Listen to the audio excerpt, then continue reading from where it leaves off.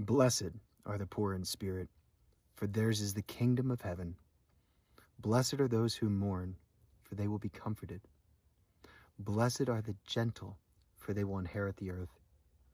Blessed are those who hunger and thirst for righteousness, for they will be satisfied. Blessed are the merciful, for they will receive mercy. Blessed are the pure in heart, for they will see God. Blessed are the peacemakers, for they will be called sons of God. Blessed are those who have been persecuted for the sake of righteousness, for theirs is the kingdom of heaven. Blessed are you when people insult you and persecute you and falsely say all kinds of evil against you because of me. Rejoice and be glad, for your reward in heaven is great. For in the same way they persecuted the prophets who were before you. You are the salt of the earth, but if the salt has become tasteless, how can it be made salty again? It is no longer good for anything except to be thrown out and trampled underfoot by people. You are the light of the world. A city set on a hill cannot be hidden. Nor do people light a lamp and put it under a basket, but on a lampstand, and it gives light to all who are in the house. Your light must shine before people in such a way that they may see your good works and glorify your Father who is in heaven. Do not presume that I came to abolish the law or the prophets. I did not come to abolish, but to fulfill.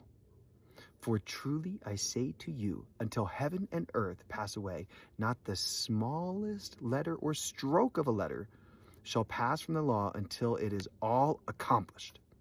Therefore, whoever nullifies one of the least of these commandments and teaches others to do the same shall be called least in the kingdom of heaven. But whoever keeps and teaches them, he shall be called great in the kingdom of heaven. For I say to you that unless your righteousness far surpasses that of the scribes and Pharisees, you will not enter the kingdom of heaven. You have heard that the ancients were told, you shall not murder, and whoever commits murder shall be answerable to the court. But I say to you that everyone who is angry with his brother shall be answerable to the court, and whoever says to his brother, you good for nothing, shall be answerable to the Supreme Court, and whoever says, you fool, shall be guilty enough to go into the fiery hell. Therefore, if you are presenting your offering at the altar, and there you remember that your brother has something against you, leave your offering there before the altar and go. First, be reconciled to your brother, and then come and present your offering. Come to good terms with your accuser quickly while you were with him on the way to court, so that your accuser will not hand you over to the judge, and the judge to the officer, and you will not be thrown into prison. Truly I say to you, you will not come out of there until you have paid up the last quadrants. You have heard that it was said, you shall not commit adultery. But I say to you that everyone who looks at a woman with lust for her has already committed adultery with her in his heart.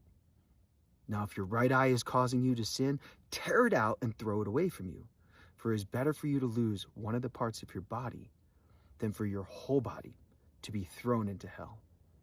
And if your right hand is causing you to sin, cut it off and throw it away from you. For it is better for you to lose one of the parts of your body than for your whole body to go into hell.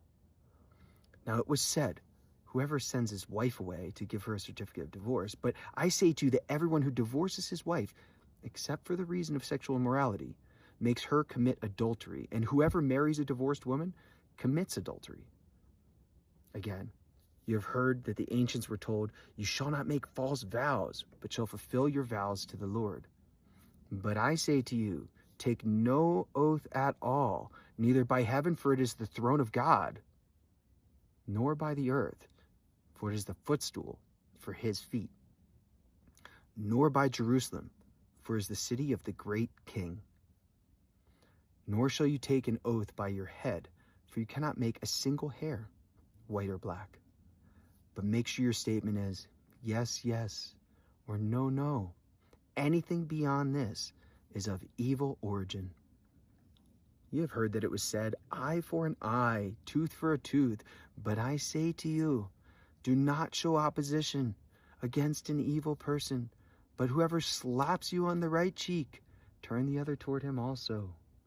And if anyone wants to sue you and take your tunic, let him have your cloak also. Whoever forces you to go 1 mile, go with him 2. Give to him who asks of you, and do not turn away from him who wants to borrow from you. You've heard that it was said, you shall love your neighbor and hate your enemy. But I say to you, love your enemies and pray for those who persecute you, so that you may prove yourselves to be sons of your Father who is in heaven.